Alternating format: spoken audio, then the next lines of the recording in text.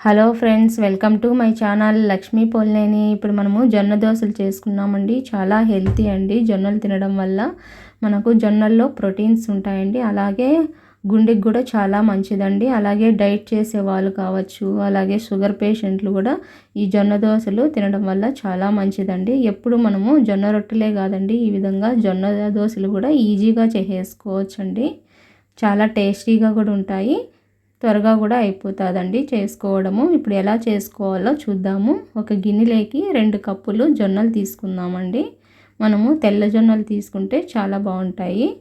ఈ విధంగా 2 కప్పులు తెల్ల జొన్నలు తీసుకునేసి, అలాగే 1 టేబుల్ స్పూను మెంతులు తీసేసుకుందామండి. ఇప్పుడు మనము 1 టేబుల్ స్పూను మెంతులు వేసేసుకోవాలండి ఇందులోకి. ఇప్పుడు వాటర్ వేసేసుకునేసి 2-3 టైమ్స్ బాగా కడుక్కోవాలండి జొన్నల్ని. ఏదైనా డస్ట్ ఉంటుంది కదండి, అందుకని 3 టైమ్స్ పాటు ఈ విధంగా బాగా కడిగేసుకోవాలి. కడిగేసుకునేసి వాటరు వంపేసుకోవాలండి. ఈ విధంగా వాటర్ వంపేసుకున్న తర్వాత జొన్నలు మునిగే వరకు మనము వాటర్ వేసేసుకోవాలి. వాటర్ వేసేసుకునేసి మూత పెట్టేసుకునేసి 8 to 9 అవర్స్ కంపల్సరీ నానాలండి జొన్నలు. మనకు ఎంత బాగా జొన్నలు నానితే అంత బాగా దోశలు మెత్తగా వస్తాయండి. కాబట్టి 8 to 9 అవర్స్ కంపల్సరీ నానబెట్టుకోవాలి.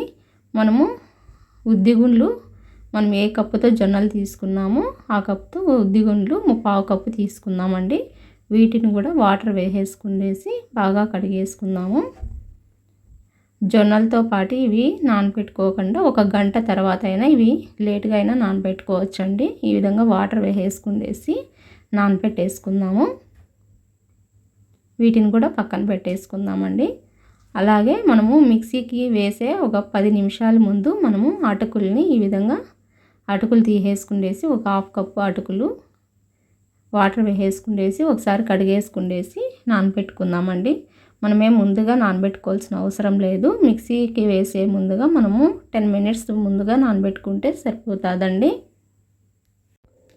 ఈ విధంగా వాటర్ వేసేసుకునేసి అటుకులు కూడా 10 మినిట్స్ ముందుగా నానబెట్టేసుకోవాలండి. తొందరగానే అటుకులు మెత్తగా పడిపోతాయి కాబట్టి మనము ఎక్కువసేపు నానబెట్టుకోవాల్సిన అవసరం లేదు. ఇప్పుడు మనము జొన్నలు చూడండి బాగా నానిపోయినాయి. నేనైతే 9 అవర్స్ పాటు నానబెట్టుకున్నాను. ఈ విధంగా మళ్ళీ ఒకసారి నీటినన్నీ వంపేసుకోవాలండి. జొన్నల్లో ఉండే వాటర్ అంతా వంపేసుకోవాలి.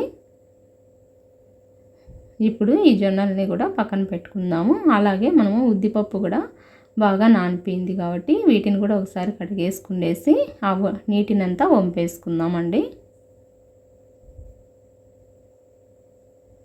ఈ విధంగా ఉద్దిపప్పులో వాటర్ కూడా వంపేసుకున్నాము. ఇప్పుడు మనము అటుకులు కూడా తీసేసుకుందామండి. చూడండి మెత్తగా నానిపోయినాయి. 10 మినిట్స్ అంతే చాలండి. ఈ విధంగా మెత్తగా నానిపోతాయి.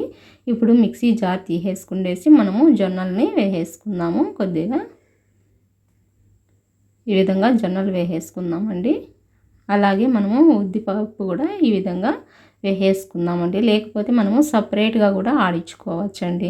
ఎందుకంటే జొన్నలు లేటుగా మెదుగుతాయి, ఉద్దిపప్పు అయితే తొందరగా మెదిగిపోతుంది కాబట్టి సపరేట్గా కూడా ఆడించుకోవచ్చు. ఈ విధంగా నేను 3 మిక్స్ చేసుకున్నాను. అటుకులు కూడా వేసేసుకునేసి కొద్దిగా వాటర్ వేసేసుకునేసి మెత్తగా గ్రైండ్ చేసేసుకోవాలండి. ఈ విధంగా మనకు మెత్తగా గ్రైండ్ చేసేసుకోవాలి పిండిని. చూడండి మనము చూస్తున్నాం కదా, ఈ విధంగా పిండిని ఈ విధంగా ఆడించుకుంటే మనకు సరిపోతుందండి. ఇప్పుడు ఒక గిన్నెలోకి వేసేసుకుందాము ఈ బ్యాటర్ అంతా.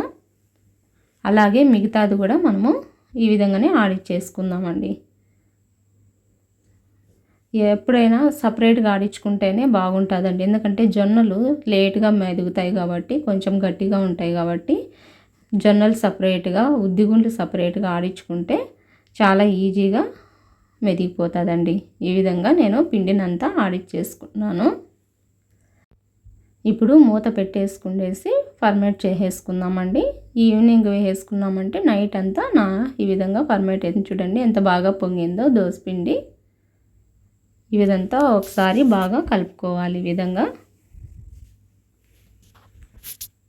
చాలా హెల్తీ అండి జొన్న దోశలు. ఇప్పుడు మనకి ఎంత కావాలో బ్యాటరు అంతా ఒక గిన్నెలోకి తీసేసుకుందాము మనము.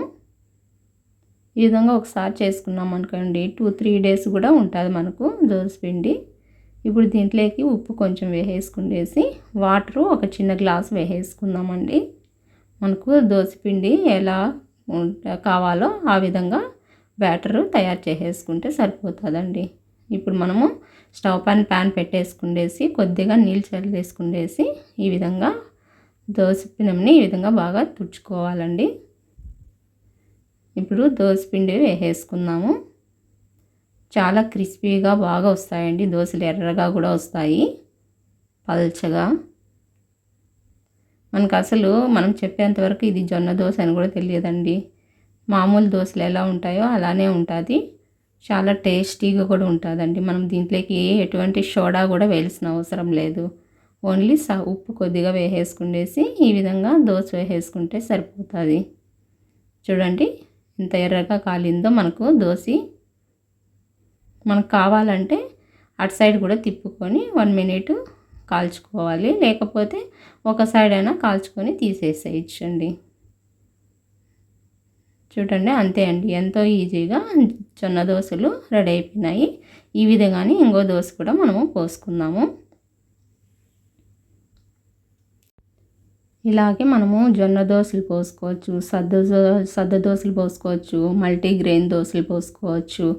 ఇలా మనం ఎప్పుడు ఉత్త బియ్యంతో ఎప్పుడు కూడా మనము దోశలు పోసుకోవడము మంచిది కాదండి. ఈ విధంగా మనము జొన్న దోశలు వేరే వేరే దోశలు అలాగా పోసుకున్నామంటే ఆరోగ్యానికి చాలా మంచిదండి.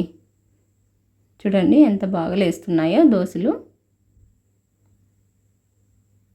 అంతే అండి, ఎంతో ఈజీగా జొన్న దోశలు రెడీ అయిపోయినాయి. ఇప్పుడు మనము సర్వింగ్ ప్లేట్లోకి తీసేసుకునేసి సర్వ్ చేసుకుందాము. ఈ దోశల్లోకి మనము కొబ్బరి చట్నీ చేసుకున్నామంటే చాలా టేస్టీగా ఉంటుందండి. అల్లం చట్నీ కూడా తినచ్చు దీంట్లోకి, చాలా బాగుంటుంది. నేనైతే కొబ్బరి చట్నీతో సర్వ్ చేసుకున్నాను. మీరు కూడా ఒకసారి ఈ విధంగా ట్రై చేసి ఎలా వచ్చిందో నాకు కామెంట్ చేసి చెప్పండి.